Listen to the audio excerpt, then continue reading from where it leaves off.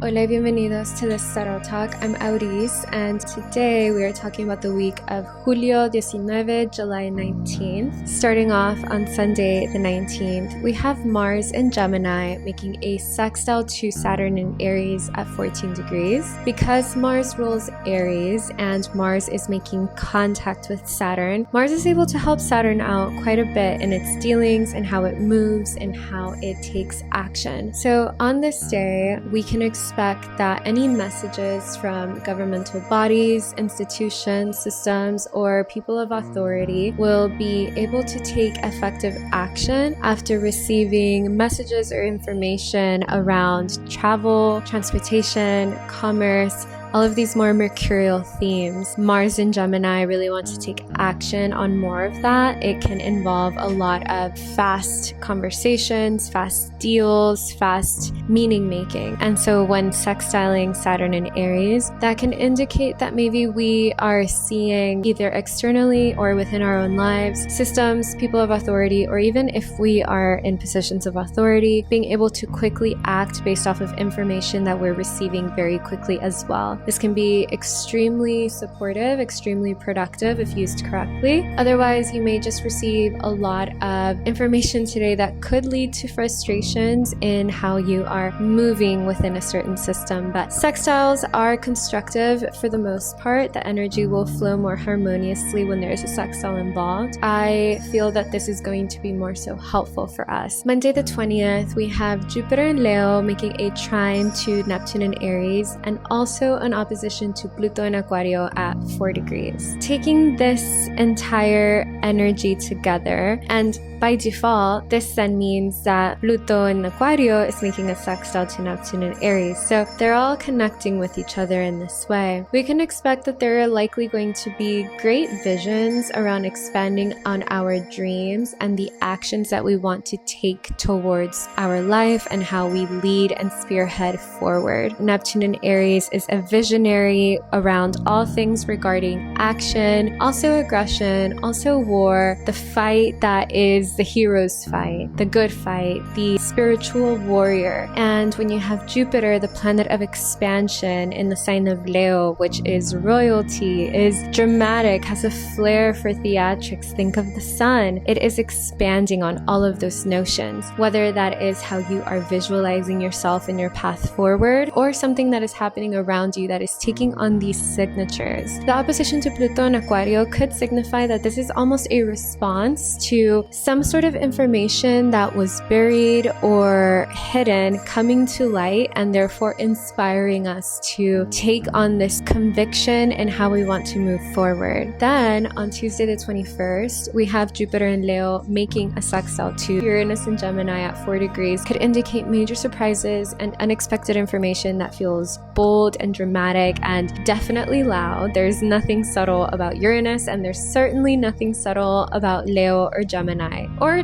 Jupiter. These are both just really loud planets, loud signatures. Don't be surprised if there's shakeups, especially in the conversations that you're having, in your communications, and in the ideas that you are sharing with others at this time. This is a good moment for you to be very brave about the messages that you have to share at large, to use your authenticity, your sovereignty, and your own luminosity to share and expand on something that you feel very passionate about in maybe a way that is unorthodox or a different way of reaching your audience or your community or your peers that is destabilizing, but ideally for something constructive and good and positive. And don't be reckless. For the love of God, Mars is still co-present with Uranus. Do not be reckless. This is not the time to take absolutely uncalculated risks, because July and August are going to be very action-packed. I'll leave it at that. On Wednesday the 22nd, we have the sun going into Leo, the sun's domicile, the sun's happy place. Here, the sun will be joining Jupiter, and so we can definitely expect a sudden ray of light coming into the Leo section of our chart. Something will definitely be illuminated here. And one of the significations of the sun is leaders, is leadership, is royalty, which is why it does so well in Leo. And Jupiter as well has that very generous, very royal, very rich quality to it. Pay attention to what areas of your chart are starting to feel more luminous, more expansive. If maybe you have Sun in Leo with Jupiter in the 7th house, maybe your partner is really taking on a new light or shining in a new way in some area of their chart. If you have Leo in the 2nd house, maybe you would receive an influx of money or treasure or some sort of assets that come your way unexpectedly. If you have Leo rising, congratulations, because Jupiter is in your ascendant for the next year or so. You might just be really exploring new aspects of your identity and really sharing them unapologetically with others. Whatever this might be, now that it's Leo season, happy sun spin to all my Leos. Thursday the 23rd, Mercury stations direct in Cancer at 16 degrees. We can finally begin to get some semblance of forward momentum in whatever it is that we've been reviewing, revising, and correcting throughout Mercury's retrograde in Cancer. I've been describing Mercury's retrograde in Cancer like a bit of a whirlpool that's just kind of spinning all around you, and you're in the center and you can kind of see the things that are passing you by, and now it's coming to a still and it'll begin to advance forward, and we can hopefully integrate anything that we've learned throughout this retrograde cycle. What is it that really took front and center of importance throughout this retrograde? Was it a relationship? Was it a financial matter? Was it a project? Was it how you yourself project into the world? How did that come to light? What was highlighted for you? What did you acknowledge needed to shift or change in that situation or be corrected? And now, how can you apply everything that you've learned to move forward, hopefully in a way that is so much more intuitive, to not doubt your intuition, to not second guess the guidance and messages of your dreams, to nurture yourself every step of the way, even if there is confusion or mistakes happening as you go. That's life. But we want to be there for ourselves and not be hard on ourselves when we fall down or when we make mistakes, because that builds rapport and trust for our own self, for our own body and soul and spirit. And so if that's something that the retrograde maybe had themes of because it was in Cancer, then that could be something to meditate on. But pay attention to the Cancer area of your chart, what house it falls in, and what it is that you feel this retrograde was wanting to show you, because we're still in it. But as soon as Mercury stations direct, or any planet that was retrograde for that matter, we can kind of begin to sigh a breath of relief, knowing that we are halfway through the journey. On Friday the 24th, Venus in Virgo makes a sextile to Mercury, recently stationed direct in Cancer at 16 degrees. There's also reception here where Mercury can really help out Venus, since Venus is in Mercury's sign of Virgo. Also, Venus does like to be in Cancer, so it's not officially mutual reception, but they can really support each other at this time. So maybe there's just something about the details today, or some sort of process that is really nourishing you at this time. Think about maybe taking pleasure in doing the little tasks in the day that might be really mundane, but they bring some semblance of meditation or satisfaction in the sheer act of being present and allowing the body to just take control and letting the mind go blank. That is something that comes to mind with this influence. Perhaps this influence could be particularly helpful for you to recognize the way in which your daily life, your daily processes and systems are also ways for your intuition to communicate to you. Maybe that writing project that you have for work or for school seemed absolutely mundane and it didn't seem to have any significance, but if you see it from a different perspective, it's actually teaching you something about yourself and the way that you work. Or maybe that commute to work that is just traffic filled and not usually pleasurable can become a time of deep introspection. Perhaps a relationship with a family member which is is usually just